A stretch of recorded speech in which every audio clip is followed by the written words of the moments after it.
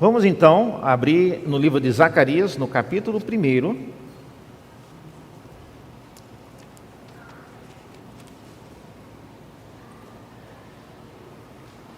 Zacarias, no capítulo 1.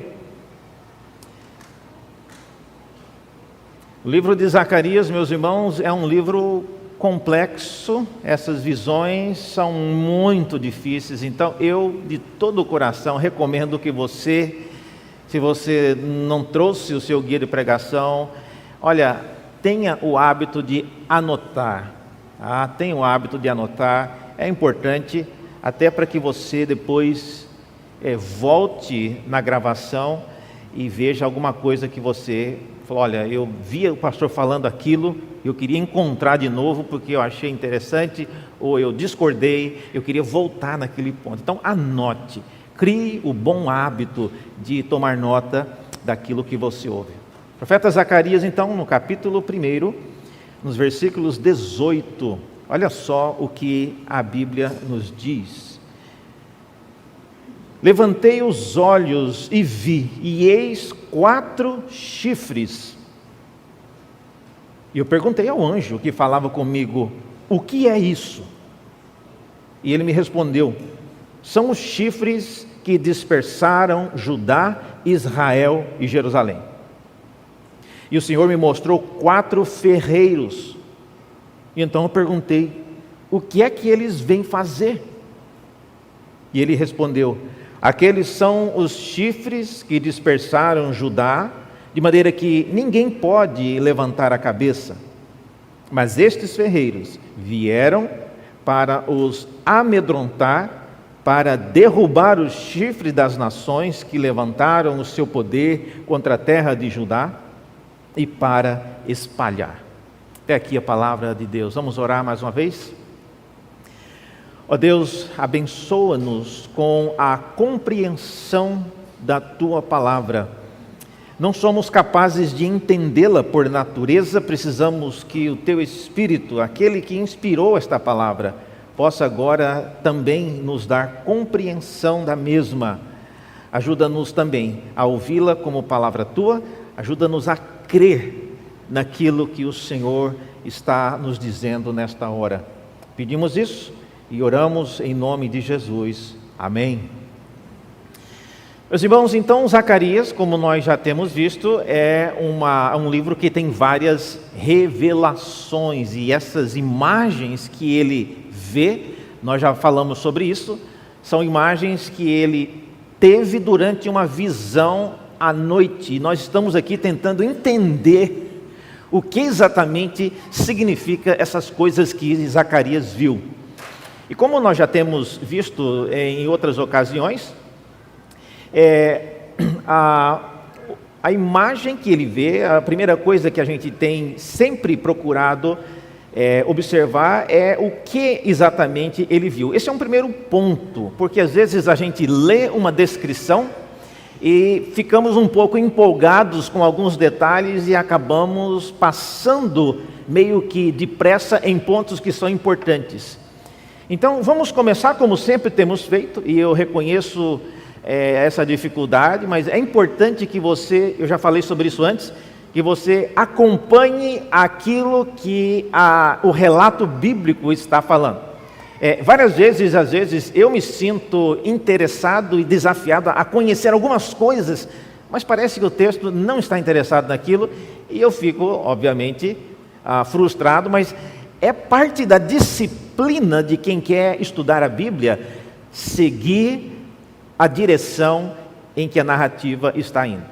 Do contrário, você vai ficar preocupado e envolvendo-se com coisas que não são importantes. Então vamos começar vendo, e eu queria que à medida em que eu mostrasse, você tivesse a sua Bíblia aberta para nós conferirmos. Então, como temos feito, vamos agora entrar na visão do profeta. Então aí está o profeta. Primeira coisa que o texto fala é que ele levantou os olhos, ele viu chifres. É dito que são 4 chifres. Geralmente animais têm 2 chifres, ou às vezes o rinoceronte tem 2, mas um na frente e outro atrás. Unicórnio não existe, né? Perdão para as crianças aí, mas o unicórnio tem um chifre só. Mas aparentemente o texto está falando de chifres isolados e não um animal com 4 chifres ou 2 animais, cada um com um par de chifres. Não é. O texto não fala sobre isso, e aí eu já estou dizendo, não vale a pena, irmãos, você entrar no detalhe, era chifre de boi, era chifre de vaca, não vem ao caso, era chifres. Se era de um animal ou os 4 chifres na cabeça do mesmo animal, também não faz diferença, o texto parece não estar interessado nisso. E aí na visão, os chifres aparecem, e o profeta, obviamente, pergunta, o que é isso? Essa é a pergunta que o profeta faz. É óbvio, o profeta conhecia chifre.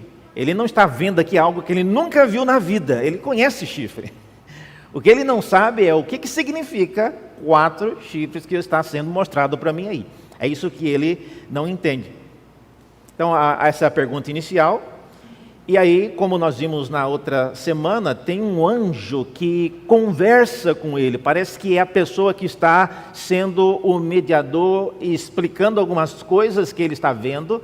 Então, o texto diz que o anjo que falava comigo, ele respondeu: são os chifres que dispersaram Judá, Israel e Jerusalém. Então, possivelmente, o texto não está falando somente de chifres, mas esses chifres, conforme a explicação dada pelo anjo, tem a ver com líderes poderosos das nações que foram responsáveis por dispersar Israel, Judá e Jerusalém. Então, aparentemente é isso que o texto está falando.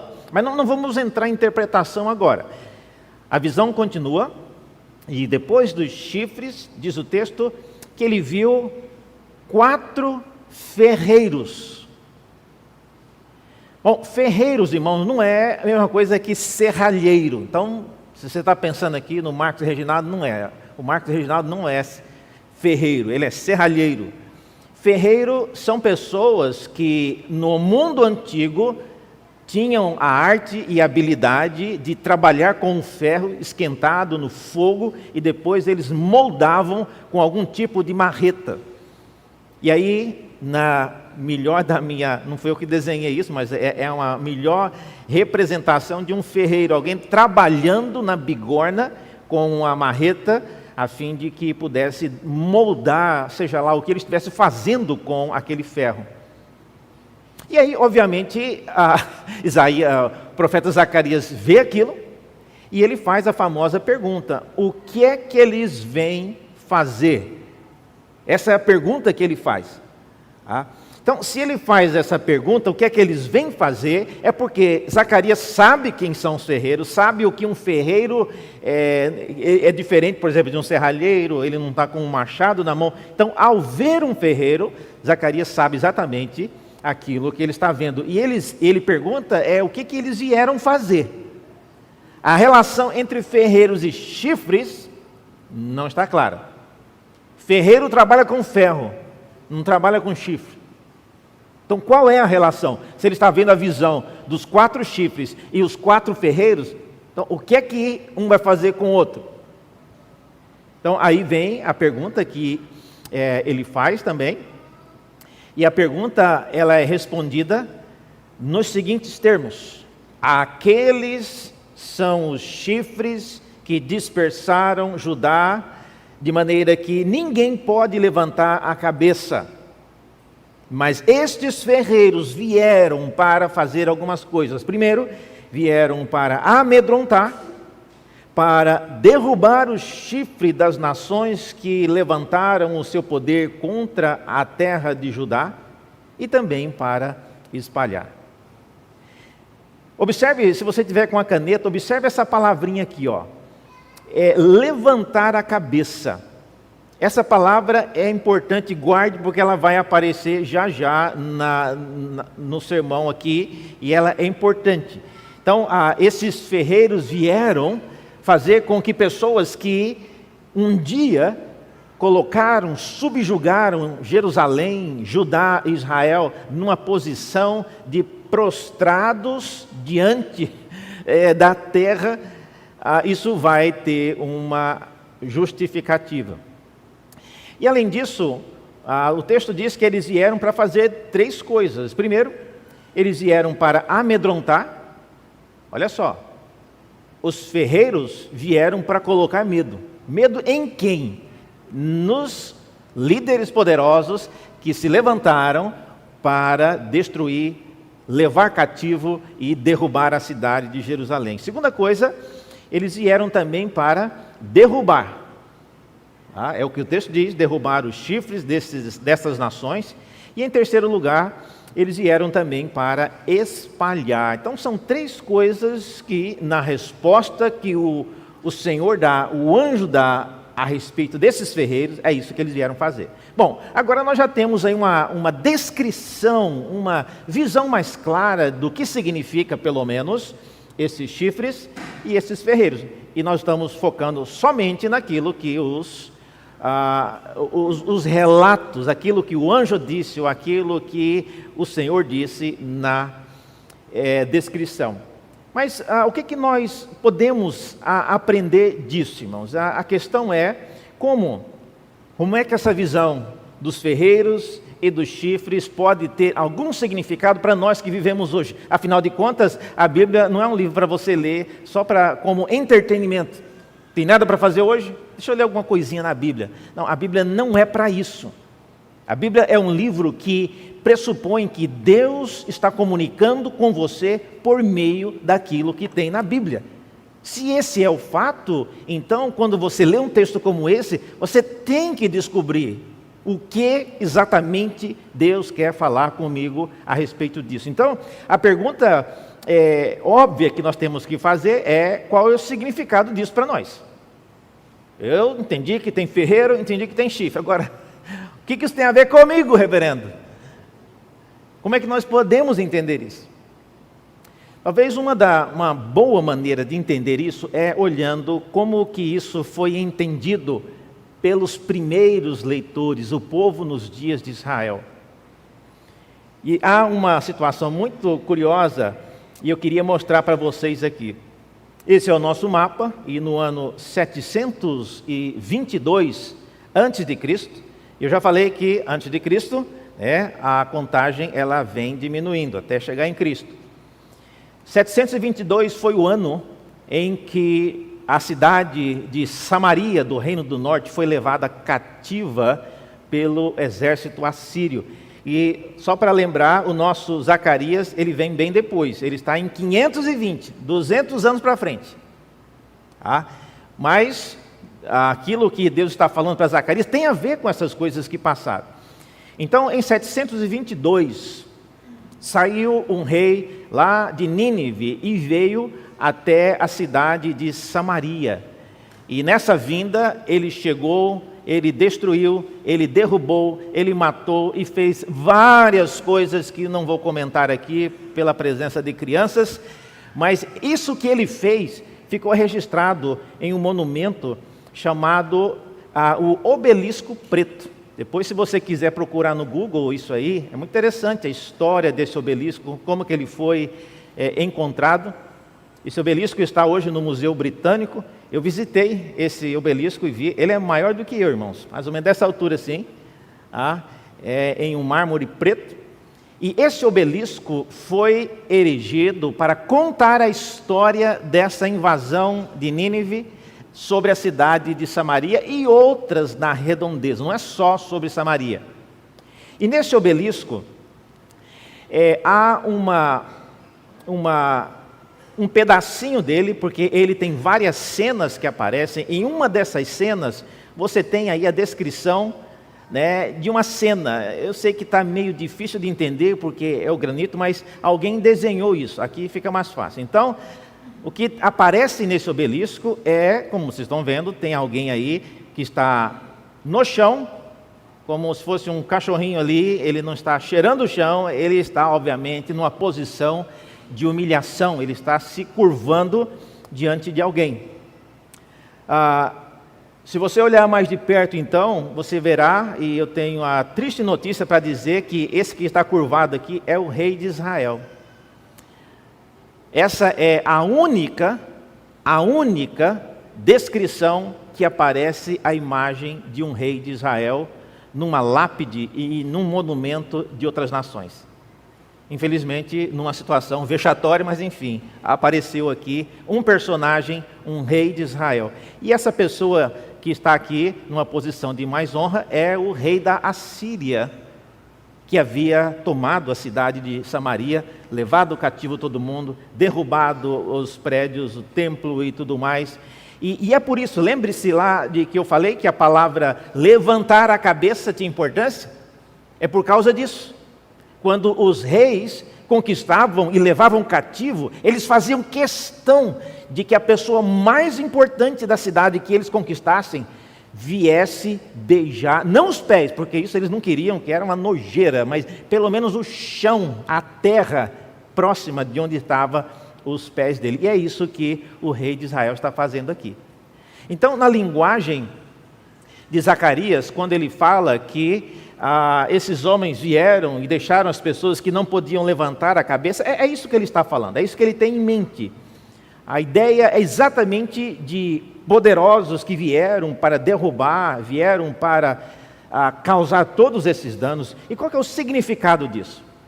Vamos pensar em algumas coisas que nós podemos então aplicar a esse respeito. Primeiro então, esse levantar a cabeça, que eles não permitiam, era exatamente a representação desses 4 chifres. Homens poderosos que se levantaram contra a verdade do Evangelho nos dias do Antigo Testamento para humilhar, para não deixar que prevalecesse.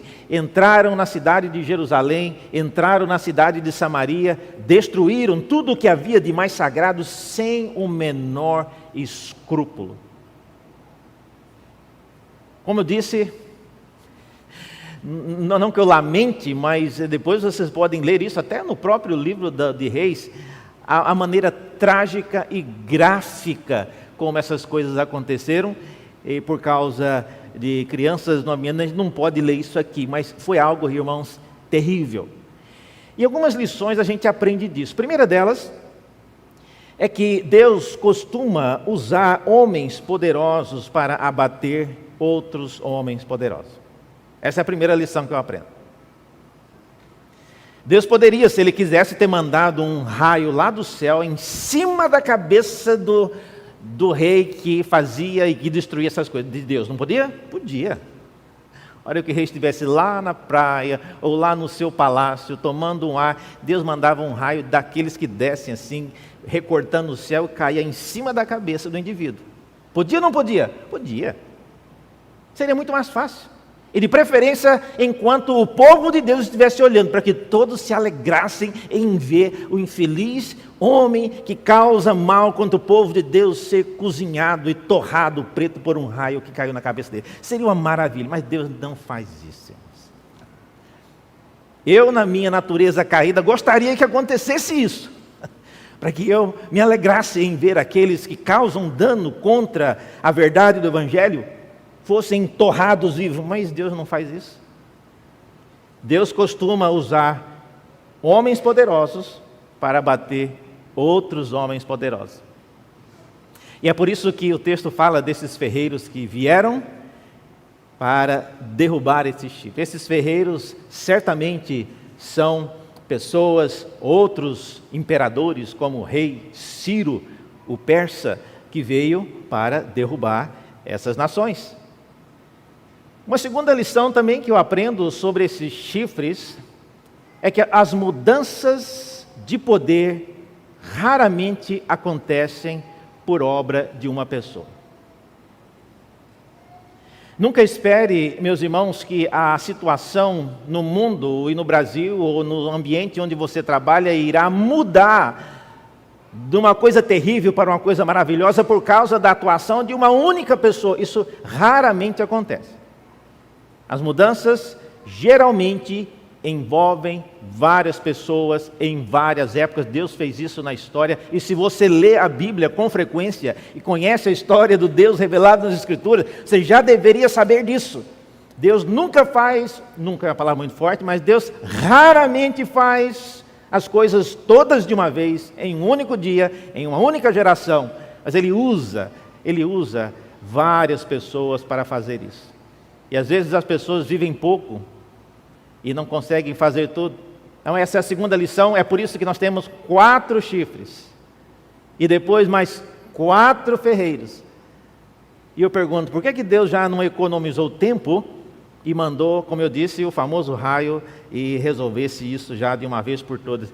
Ele fez isso na história, irmãos, uma vez com Herodes, que se levantou falando impropérios, e Deus na hora, diz os evangelhos, que fez com que ele fosse tomado por vermes e ele morreu no instante.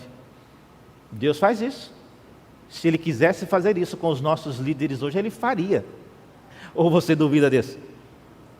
Mas Deus, como eu disse, raramente ele faz isso por meio de uma pessoa. Ele faz isso no passado, mas não é sempre. Terceira coisa que também eu aprendo com esses 4 chifres, é que os atos de Deus geralmente possuem um efeito múltiplo. Os atos de Deus geralmente possuem um efeito múltiplo. O que é isso? O efeito múltiplo é que às vezes Deus, ao destruir uma nação, Ele está abençoando outra. Ao tirar algo de alguém, Ele está abençoando outros com aquilo que foi tirado. Ao protelar a resposta de uma oração sua, Ele está, na verdade, preparando uma bênção para outras dezenas de pessoas. Então, aquilo que Deus faz, geralmente não tem a ver somente com você. E a resposta de Deus, ela acontece de maneira que Ele abençoa aqui, abençoa ali, acolá e acolá. Deus age sempre fazendo atos grandiosos que ajudam, interferem, disciplinam, abençoam várias pessoas. Em quarto lugar, também uma lição agora a respeito desses ferreiros. O que é que eu aprendo com esses ferreiros? Olha, como vocês viram aí, eles vieram com essa missão de amedrontar, derrubar e espalhar. É isso que eles vieram fazer. Primeira lição, então, que a gente aprende é que Deus, Ele é conhecido, meus irmãos, por semear medo entre os que causarem mal ao seu povo. Vocês sabiam disso? Eu não vou repetir todos os episódios, mas várias vezes nas Escrituras você encontrará Deus semeando pânico, semeando pavor entre os inimigos, de modo que eles não conseguiam mais pelejar contra Israel, dado o medo. Isso aconteceu várias vezes na época dos midianitas, na época do período já em Senaqueribe, vários momentos, nós temos esse relato de Deus semeando pavor no acampamento do inimigo, e aquilo acabou comprometendo a habilidade deles de lutar. Está aí uma coisa boa, se você não consegue engolir o que está acontecendo no Brasil hoje e não sabe como orar, e às vezes as igrejas só ensinam a orar para que Deus abençoe, que dê sabedoria de Deus para os nossos líderes. Meus irmãos, eles não vão ter sabedoria. Eu não oro só para que Deus dê sabedoria aos nossos líderes, não. Eu oro também, mas eu oro assim: Deus, semeie medo nesse povo. Porque esses líderes, eles são grandiosos, mas eles não sabem lidar com medo. Eles não sabem lidar com... E quando eu falo medo, é medo de coisas que eles não dominam. Tudo está planejado, tudo está pronto, todas as suas artimanhas estão já preparadas, e alguém é acometido com uma doença terminal. E agora? Ou um filho é sequestrado. E agora? Isso foge do controle deles. E Deus, não é que Ele se deleita, mas Ele faz isso constantemente. Ele semeia medo. Daí uma coisa que líderes poderosos não sabem lidar, é com situações que lhes colocam em situação de medo. Segunda coisa que eu aprendo ainda sobre isso, é que Deus é conhecido por causar a queda dos maiores símbolos de poder de uma nação. É isso, irmãos, que me faz dormir em paz. Eu não me preocupo muito se presidente Jair ou presidente Luiz quem foi eleito, quem não foi. Olha, irmãos, Deus consegue derrubar qualquer um. Nenhum dos dois valem lá muita coisa diante daquilo que Deus pode fazer. Mas lembre-se disso, o nosso Deus, o Deus revelado nas Escrituras, Ele é conhecido por fazer cair, por causar a queda dos maiores símbolos do poder, de modo que as pessoas ficam envergonhadas. Houve uma batalha, depois vocês podem procurar a famosa batalha de Carquemis. A pena que eu não coloquei aqui o nome, mas Carquemis, hoje é a cidade da Casimira. Mas no ano 605, Deus movimentou a Babilônia, juntamente com o Egito, e também tropas dos Medos.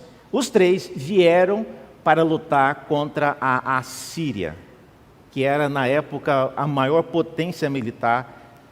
E nessa batalha, que aconteceu no ano 605 a.C., na cidade de Carquemis, o Egito, quando passou com as suas tropas pela cidade e pela região de Judá, o rei Josias, que não foi convidado para a batalha, interessante, né? Olha só como Deus faz coisas, irmãos, e vai destruir o grande, o maior de todos os poderosos da época, que causou mal a todos, que causou dor e matou muita gente, destruiu e implementou uma ideologia totalmente contrária à vontade de Deus. E agora é o momento de ir lá matar esse homem.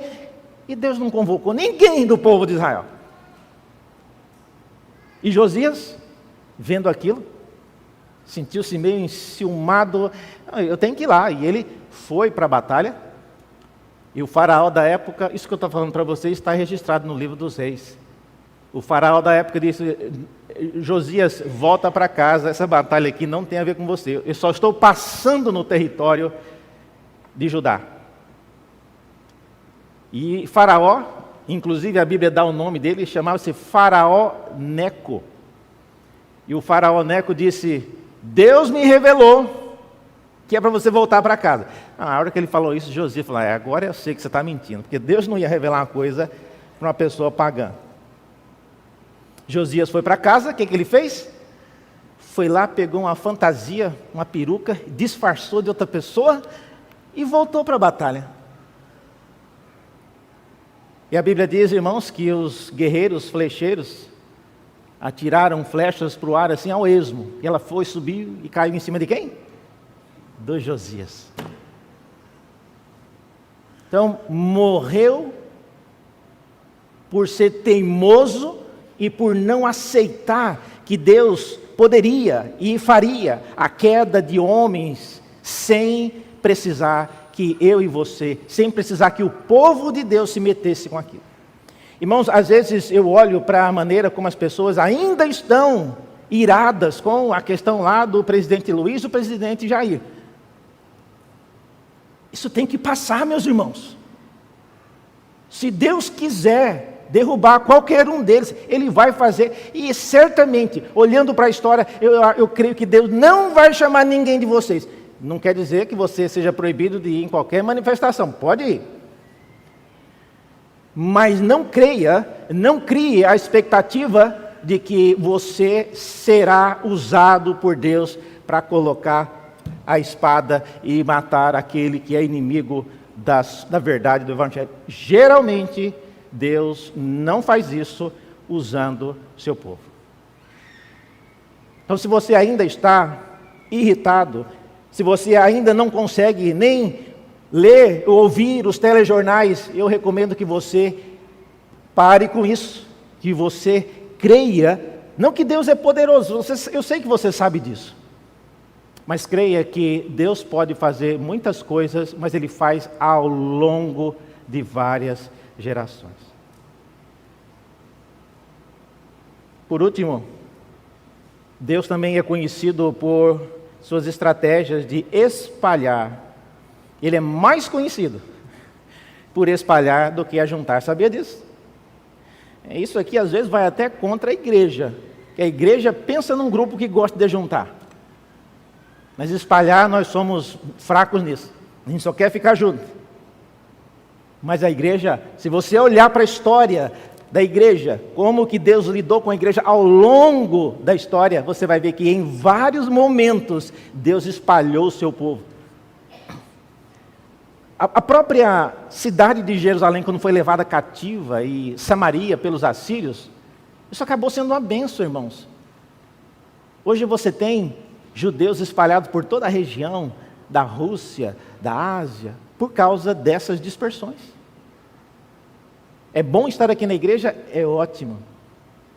Mas Deus quer que você use esse momento só mesmo para recarregar as suas pilhas e sair daqui, começar a sua missão de ir e levar o Evangelho às nações.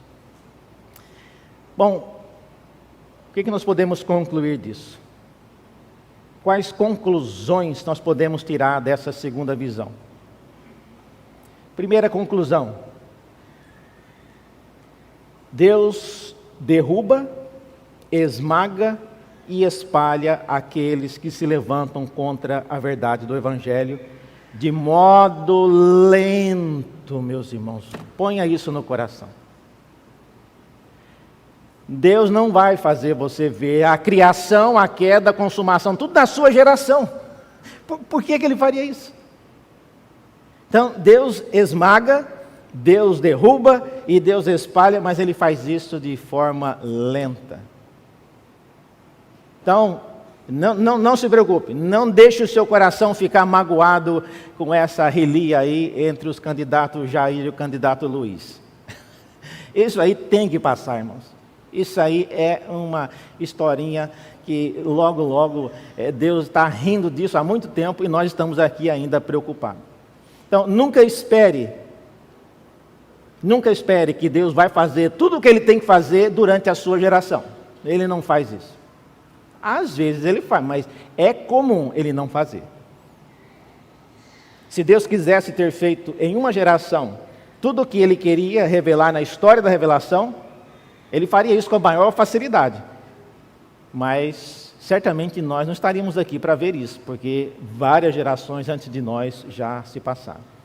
Segunda conclusão: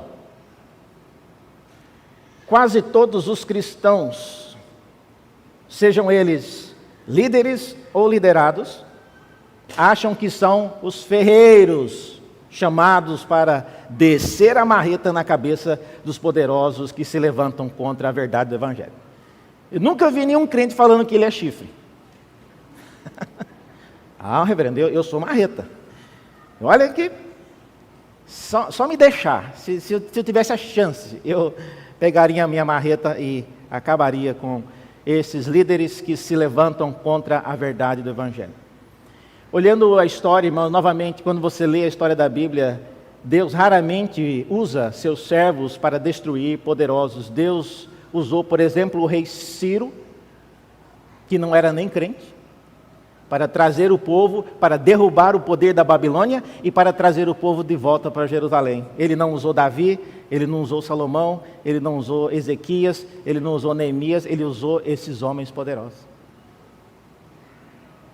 Então, não imagine que você vai ser sempre a marreta de Deus. Geralmente, pode até ser que seja, mas geralmente Deus não usa pessoas do meio do povo dele para ser as grandes marretas, os grandes ferreiros que irão quebrar os chifres das nações. Então, se você tem essa expectativa, eu não quero dizer que nunca é uma palavra muito forte, mas olha, raramente Deus vai usar você para ser aquele que dará a marretada final. Em terceiro e último lugar, o objetivo dos ferreiros de Deus não é destruir os poderosos que você gosta ou não gosta, mas sim colocar debaixo dos pés de Cristo todas as coisas, tanto as do céu como a da terra. Talvez, irmão, seja por isso que Deus não deixa que nenhum de nós não dê uma marreta na mão de cada um de nós para sair derrubando aqueles que nós não gostamos. Porque no final do dia, o que Deus quer não é deixar você feliz. Ele quer trazer todas as coisas debaixo do senhorio de Cristo. E se nós não conseguimos nos alegrar com isso, nós precisamos então rever o modo como nós conhecemos, amamos e servimos o Deus revelado nas Escrituras. Vamos orar? Senhor, obrigado pela Tua palavra.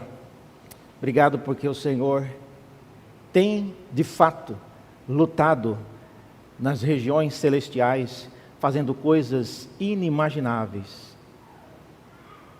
Não deixa, Deus, que o ódio e a irritação tome conta e roube de nós a motivação para trabalhar, para Te servir, para servir o Teu povo, para servir o mundo, levando a verdade do Evangelho onde quer que estejamos. Mas dá-nos, ó Deus, a vida de alguém que é temente a Ti e que conhece as coisas que o Senhor faz. E vendo na Tua palavra, nós sabemos que o Senhor não é um Deus que está com pressa de nada, mas é um Deus que quer a cada dia mostrar-nos a supremacia do Teu Filho Jesus, aquele que efetivamente luta todas as importantes e as maiores batalhas. É em nome dele que nós oramos. Amém.